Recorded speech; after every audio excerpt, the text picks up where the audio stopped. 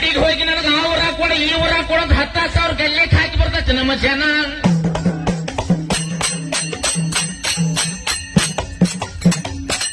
ಇಂಥ ಮೂಢನಂಬಿಕೆಗಳನ್ನು ಹೋಗಲಾಡಿಸ್ತಾವ ಯಾರ? ಬಸವಣ್ಣ. ಅವ್ ನಿಜವಾದ ದೇವ್ರ. ಬಸವಣ್ಣ ನಿಜವಾದ ದೇವ್ರು, ನಾವು ಕಂಡಂತ ದೇವ್ರು. ಅಂಬೇಡ್ಕರ್ ದೇವ್ರ.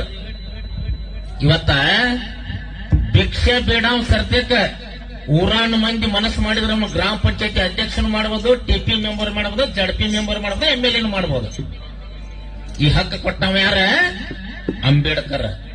ಇದು ನಿಜವಾದ ಇದು. ಸುಳ್ಳ ಶೋಕಿಲಾಲ್ಗಳ ಮಾತದು ನಾವು ನಂಬಕ್ ಹೋಗುದಿಲ್ಲ. ನೋಡಿ ಹಂಗ ರೈತ ಹೋರಾಟಗಾರನ ಅಂತಿರ್ತಾರ, ಅವ್ರಿಗೆ ಚಂದ ರೆಂಟಿ